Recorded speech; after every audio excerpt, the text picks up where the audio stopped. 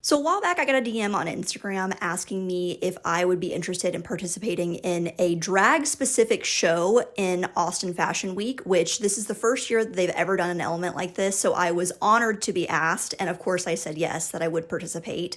So I wasn't even really aware that we had Austin Fashion Week, to be totally honest, and this is the first year that they're doing this drag element. So this was a whole new learning experience, my very first fashion show ever, let alone a fashion week. So this is my experience making my very first look for a fashion show. Okay, so making this look for Fashion Week, I'm curious to see how this is going to go. I think this is the first year they've ever done something that's like drag related. So I did have to find my own model. And so I'll be working with Ryan, who is one of our most amazing local performers here. Texas drag in general has a reputation for being excellent. Our pageant system is excellent here in Texas, but also just our local drag performers are so good, and I'm obviously biased, but here in Austin we have such a talented group of performers here. So if you're ever in Austin, go to a drag show in general, period, but if you get to see Ryan, please do that. Tip $1, of course. Support local drag. Every Rue girl that you love started as a local drag queen. Always remember that. So for this look, I was inspired by a runway look from Miss Sohi. I don't know if I'm pronouncing that correctly, but her runway shows the last few years have just been absolutely killer, and she had a look that was a ball gown with a lace bodice and like a big green poof skirt, and I was very inspired by that. So I'll put up my mood board so you can see kind of what direction I'm wanting to go in here. So I have all my fabrics, already ordered them. So I am still gonna do the lace bodice that she did. So it's the lace with the nude underneath. Got this gorgeous lace off of Etsy, not too bad. I think this is like $12 a yard, which is really good for lace. I've been dying to use this, what is it called? Liquid Shine organza. This has such a gorgeous shine to it. I've been wanting to try these, so I figured this would be a perfect opportunity. So I have like this royalish blue, and then I have a really dark navy. This is basically black. And then those are both organza, and then I got satin as like a base layer. So it's still the liquid shine satin. We're the only designer model group in the show that she's going to perform a number. So the other girls are just going to walk like a normal drag show, and then, or like a normal fashion show, and then Ryan's going to actually do a full number. So it's just us doing a number, which is special and cool. I think it's going to be so exciting, but I want to make sure that she can dance in it. So that's kind of the plan right now. Let's see how it goes. To start this project, I began making the bodice, and we used the tried and true duct tape method to make the bodice pattern. It's where you cover the person with duct tape, sketch out the shape that you want to make, and then you cut it out and make the pattern from that. I then transferred it over to paper and added seam allowance, which is what you see here.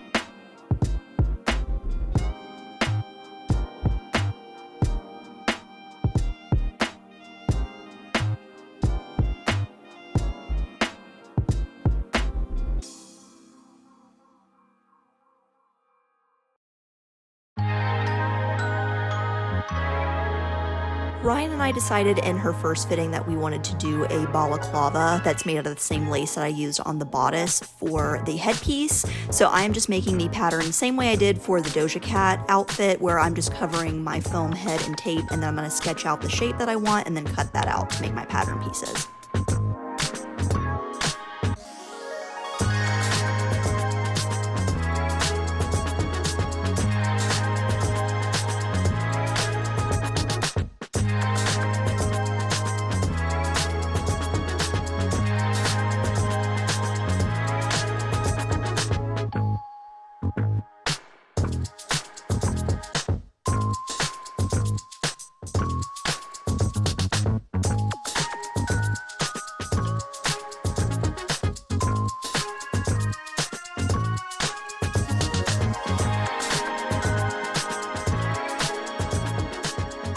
Okay, so I just finished sewing the hood, and I figured this would be a good time to check in with y'all so you can see what it looks like.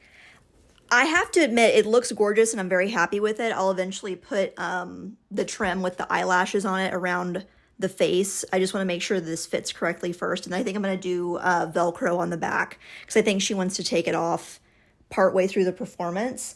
So that's where we're at with that. Let me tell you, sewing that lace together, because it's so delicate, I was going to sew it with tissue paper in between, and then, which I really should have done, but anyway, I just wanted to try it with nothing first, so I did like a little test thing, and it was fine, so I was like, well, I'll just try it without, and we got it done, but my God, that is stressful. The machine's just like, it'd be so much better to be able to hand sew it, but that would just take way too long. But no matter what tension I put it on, it was gathering the lace.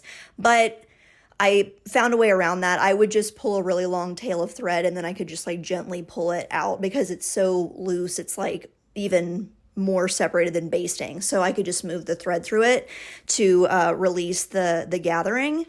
So very much a challenge. I haven't done the gloves yet. I'm moving on to the skirt. I can't do the lace right now at this moment. So I'm going to move on. So for the skirt, which I actually have all the layers behind me. So bodice is done. Love it so much. We're going to do stones on this too at the end.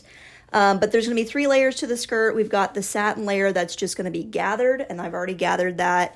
And then there is a navy organza that will go over the top, and then a teal on top of that. So I got 3 yards of each one, and I'm going to use every single bit of this fabric. I'm not even going to cut it. I'm just going to use it the way that it came, because all I need is rectangles.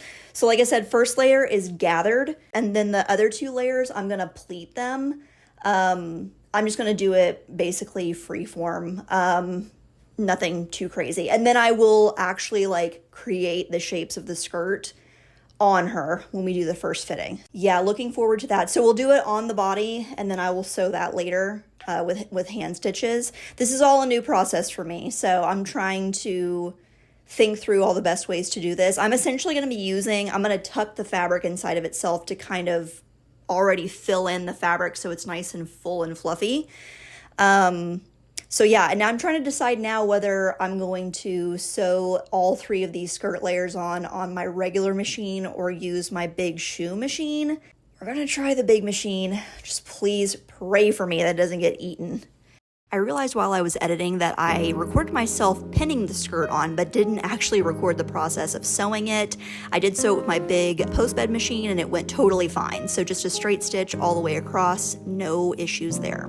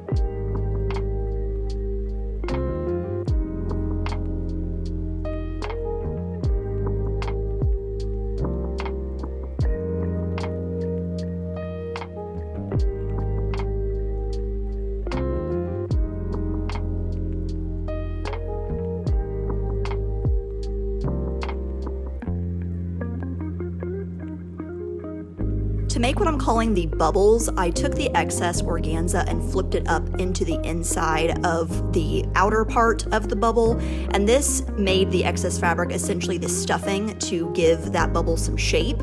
There's no rhyme or reason to this, it's purely how you want it to look, so it's 100% by eye.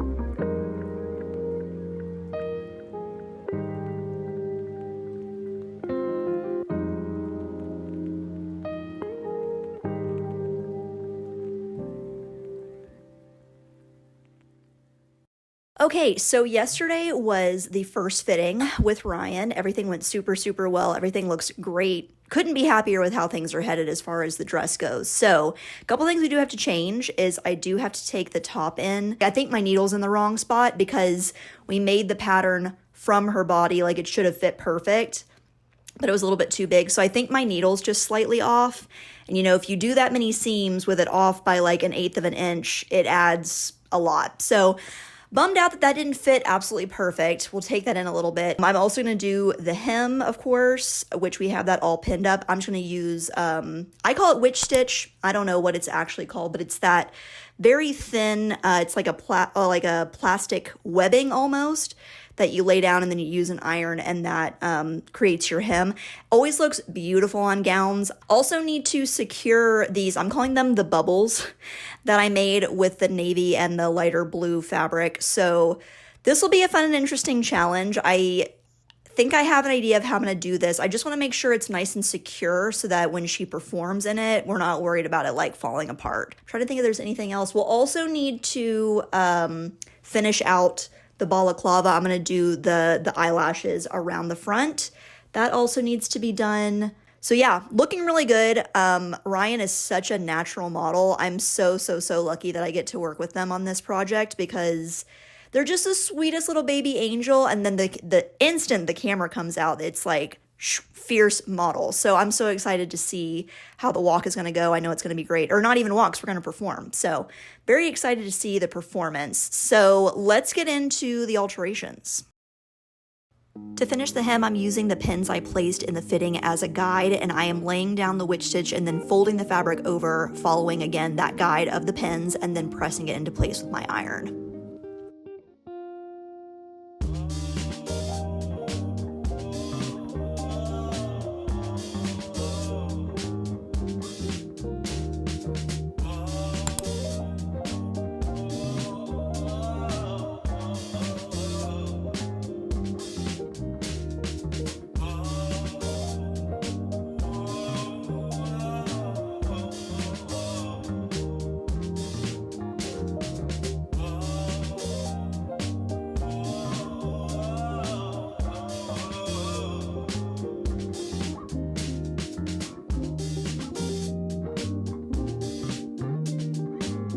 When I started putting the bubble into place, like actually securing it, I'm gonna be so honest, I had no clue what I was doing. So I am improvising here, and what I decided to do was take a just regular needle and thread with a heavy duty thread, and I essentially made a web of thread on the inside that's just kind of lightly holding all the fabric into place.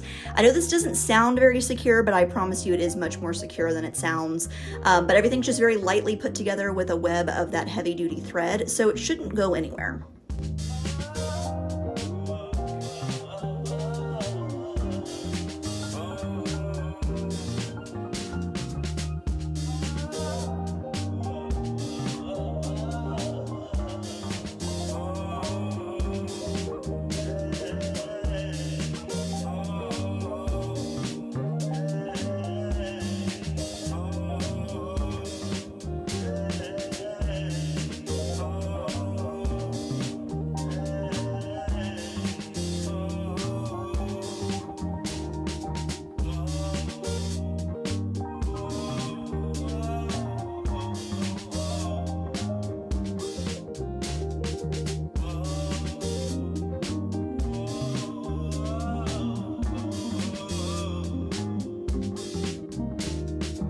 Okay, so the dress is completely finished, and so is the hood and the gloves. So last step, as always, with anything that has to do with drag, is stoning. So I'm going to do black stones on just the pieces that are lace, just to give it some sparkle for the stage. So got some really exciting news from the people who are organizing everything that we are opening the show because we're the only ones who are doing a performance. I keep saying we, I mean Ryan's performing. I'm not doing anything. Things are going well. I love the dress. Ryan loves the dress. I think that she's going to love it even more once she sees it all complete without the safety pins in it because it looks really good. The hood looks really great. So I think it's going to be awesome. And I'm excited for everything. So let's knock out this last little bit of stuff. Here we go.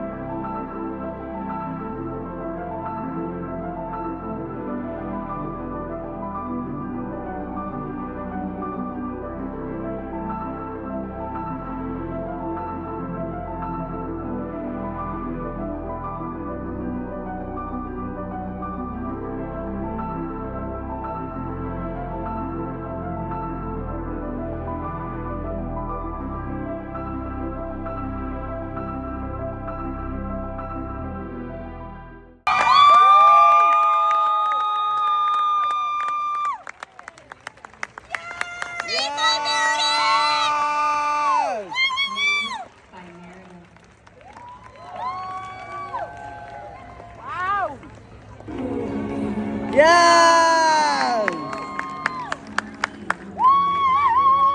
Hey, so just like that, the show is done. I could not have asked for a better experience for my first fashion show, fashion week, whatever. I just am really, really thankful to Ryan, who is my model. Couldn't have asked for a better person to partner with on this. So huge, huge shout out to Ryan again for participating in this with me. She was excellent, and I know that we will collaborate again in the future. For the Fashion Week folks, thanks so much for asking me to be a part of this. It was an honor, and I will definitely be doing it again if I get the opportunity. I almost didn't do this show. They reached out to me, and I was very, very on the fence about it. I also have a full-time job as well as making costumes, so I essentially have like 2 full-time jobs. So I was very, very nervous about taking this on because I was just like, didn't know how it would work with my work schedule, and I almost didn't do it. And I'm really, really glad that I did. I know people say take every single opportunity that you can. I'm not saying anything new here, but really take every single opportunity you can because you just never know what will come of it. It was also fun to make something that there was no parameters for the client. Like I wasn't getting paid by someone to make something that they wanted me to make. It was me making something I wanted to make, showing my skills and my talent on the runway. So again, not saying anything revolutionary, but just don't say no to opportunities, especially when you're first starting out, because even if it's a total flop Tina disaster, you're at least going to learn something from it. So at the very end of the day, when I started this process, when I first met with Ryan, I was like, hey, our whole goal the day of the fashion show is to show up for you to look good and for us to have fun. And that's it. That's the only thing that matters. Because I had no idea what to expect. So I was just like, we're just going to show up and you're going to look good. We're going to have a good time. That's the only thing that matters. And I think it was just overall a very positive experience. And I hope I get the chance to do it again next year. Let me know what y'all think about everything, about how the final look turned out. If you have questions or comments, happy to answer them. And I will see y'all on the next one. Bye.